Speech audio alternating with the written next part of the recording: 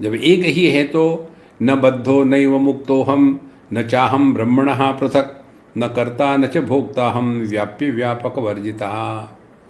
इसीलिए ना तो हम बंधन में हैं, ना तो हम मुक्त हैं, हम हैं मात्र। देखो,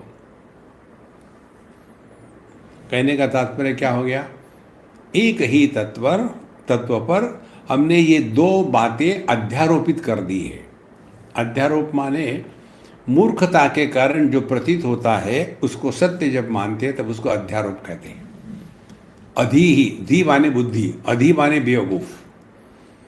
सी, अधि बेवकूफ ने जो आरोपित किया है उसको अध्यारोप कहते हैं। तो न बद्धो नैव मुक्तो हम, ना तो हम बंधन में, ना तो हमको मोक्ष का चक्कर है, बस मौज में रहो।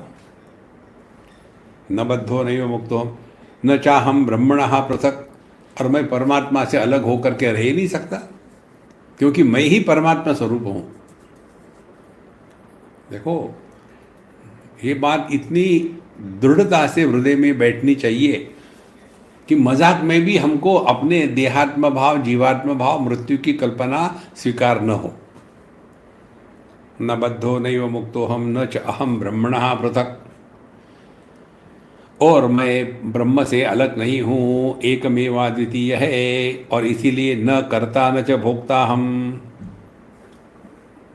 देखो, तो ना तो मैं करता हूँ, ना तो मैं भोगता हूँ। व्याप्य व्यापक वर्जिता। व्याप्य माने क्या और व्यापक माने क्या? जैसे आभूषण ये व्याप्य है और उसमें सुवर्ण व्यापक है, तो व्याप्य व्यापक वर्जिता का अर्थ क्या हो गया? ये जो दुनिया है इसमें परमात्मा व्याप्त है, तो परमात्मा हो गए व्यापक और दुनिया हो गई व्याप्य। तो यहाँ कहते हैं व्याप्य व्यापक वर्जिता, माने परमात्मा जगत में रहते हुए भी जगत के परे है, ये सब बातें कोई मतलब नहीं इसका, केवल एकमेवाद्वितीय है। ये केवल समझाने की बातें हैं कि ब्रह्म एक ही समय में व्याप्य व्यापक है, नहीं, कुछ भी नहीं है। The truth is simultaneously transcendental and imminent.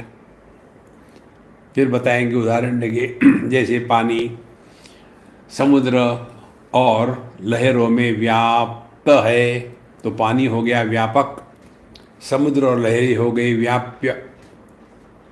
वास्तविक क्या है? ऐसे केवल सब पानी ही है, ये व्याप्य व्यापक का कोई मतलब नहीं। इसी प्रकार से ये दुनिया को जब हम महत्व देते, स्वीकार करते हैं, तब ऐसा कहना पड़ता है। जब हमने समुद्र और लहर इनको महत्व दिया ही नहीं, तो हमको ये कहने की क्या ज़रूरत है? पानी वो है जो समुद्र और लहरों का आधार है, इसीलिए व्याप्त है, लेकिन फिर भी इससे अलग है। देखो, तो व्याप्य व्यापक वर्जिता, ये अपना स्वरूप है। इसलिए दुनिया को लेकर के कोई चक्कर में मत पड़ना। कैसे? यथा जलम जले न्यस्तम सलिलम भेद वर्जितम। जिस प्रकार से यथा जले जलम न्यस्तम, जब पानी को पानी में डाल दो तो सलीलम भेद वर्जितम, तो पानी में कोई भेद नहीं होता, पानी पानी ही है।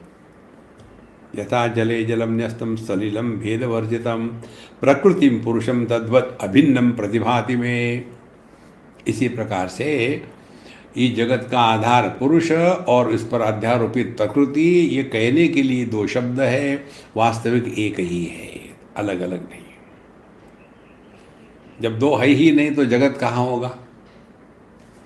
देखो, इन सब बातों को सूक्ष्मता से हमको ग्रहण करना है। तो कैसे ग्रहण होगा? हम भेद का प्रतिपादन न करें, हम भेद का समर्थन ना करें,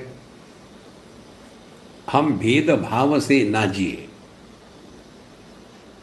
इसलिए प्रकृतिम पुरुषम तद्वद अभिन्नम प्रतिभाति में, इसलिए परमात्मा और जगत एक ही है, उनको अलग अलग नाम देने की कोई आवश्यकता नहीं।